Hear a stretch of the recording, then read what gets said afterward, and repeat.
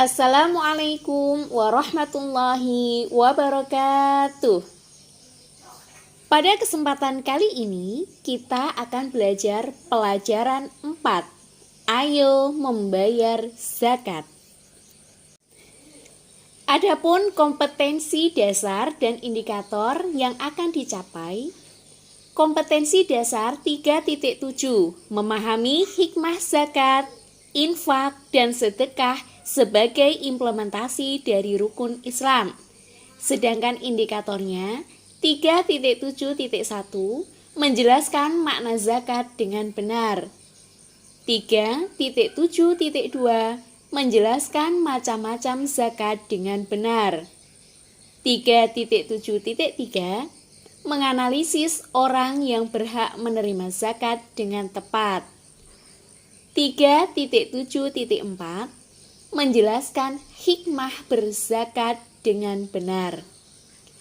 Kompetensi dasar 4.7 menunjukkan hikmah zakat, infak, dan sedekah sebagai implementasi dari rukun Islam.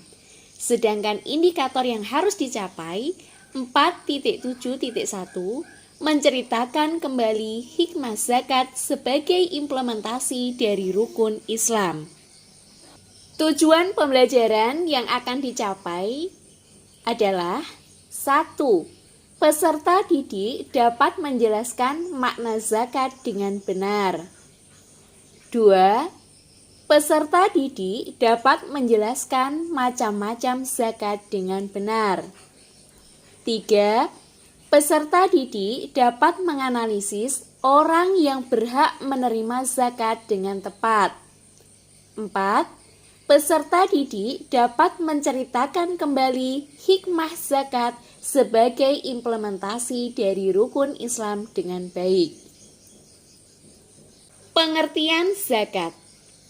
Menurut bahasa, zakat artinya membersihkan. Sedangkan menurut istilah, zakat artinya mengeluarkan sebagian dari harta tertentu yang telah mencapai nisab. Adapun macam-macam zakat. 1. Zakat fitrah. 2. Zakat mal. Zakat fitrah yaitu mengeluarkan beras atau bahan makanan pokok lainnya sebesar 2,5 kg atau 3,5 liter tiap orang. Beras atau bahan makanan pokok yang telah terkumpul tersebut akan dibagikan oleh amil zakat atau petugas pengumpul zakat yang akan dibagikan kepada orang-orang yang tidak mampu. 2. Zakat mal, yaitu mengeluarkan sebagian harta kekayaan yang dimilikinya apabila telah mencapai nisab. Pengertian nisab adalah lama waktu suatu harta menjadi milik seseorang dalam jumlah tertentu. Orang yang wajib mengeluarkan zakat fitrah. 1. Beragama Islam. 2. Penghasilan cukup untuk kebutuhan sehari-hari. 3. Orang itu masih hidup sampai akhir Ramadan. Adapun syarat wajib zakat mal. 1. Islam. 2. Balik dan berakal atau tidak gila. 3. Hartanya mencapai nisab. 4. Termasuk dari jenis-jenis harta yang wajib dizakati. 5. Harta tersebut milik sendiri. Jenis harta yang wajib dizakati ada 6. 1. Perhiasan emas dan perak. 2. Uang simpanan yang telah mencapai 1 tahun. 3. Uang dari usaha berdagang atau bekerja. 4. Hasil pertanian. 5. Binatang ternak. 6. Barang temuan.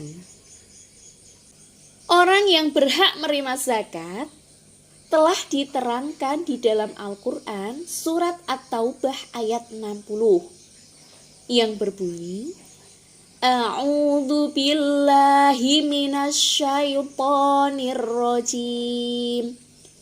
Bismillahirrahmanirrahim.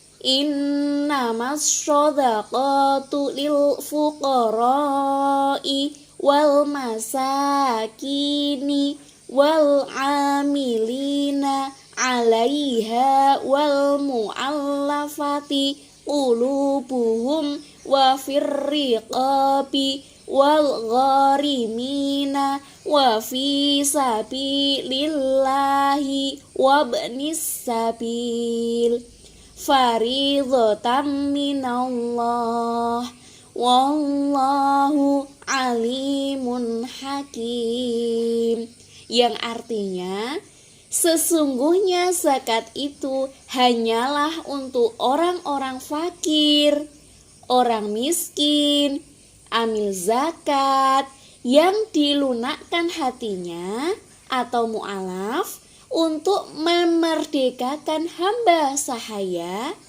untuk membebaskan orang yang berhutang, untuk jalan Allah Subhanahu wa Ta'ala, dan untuk orang yang sedang dalam perjalanan, sebagai kewajiban dari Allah Subhanahu wa Ta'ala. Allah Subhanahu wa Ta'ala Maha mengetahui, Maha bijaksana. Quran surat At-Taubah ayat 60. Ayat tersebut menjelaskan bahwa terdapat 8 golongan yang berhak menerima zakat. Yang pertama, fakir. Artinya, orang yang tidak mempunyai tenaga dan harta untuk memenuhi kebutuhan hidupnya. 2. Miskin. Artinya, orang yang tidak cukup penghasilan untuk memenuhi kebutuhannya sehari-hari. 3. Amil zakat. Artinya, orang yang diberi tugas untuk mengumpulkan dan membagikan zakat. 4. Mu'alaf, yaitu orang yang baru masuk Islam yang imannya masih lemah. 5. Rikob, yaitu budak atau hamba sahaya yang ingin memerdekakan dirinya. 6. Gharim, yaitu orang yang berhutang karena untuk kepentingan yang bukan maksiat dan ia tidak sanggup membayarnya. 7. Fisabilillah, yaitu orang yang berjuang untuk keperluan pertahanan Islam, untuk kepentingan-kepentingan umum. Dan yang terakhir adalah Ibnu Sabil, yaitu seorang anak yang sedang menuntut ilmu namun kesulitan dalam pembiayaan. Adapun hikmah zakat, yang pertama, membersihkan harta dan jiwa pembayar zakat dari sifat kikir, tamak, atau rakus. 2. Membantu orang yang kesusahan atau kesulitan dalam segi ekonomi. 3. Mendorong manusia untuk berjiwa sosial dan peduli kepada sesama. 4. Mendorong manusia untuk bersikap jujur dan bertanggung jawab atas harta yang dimilikinya. 5. Mengingatkan manusia bahwa harta dan kekayaan hanyalah titipan dari Allah Subhanahu wa Ta'ala.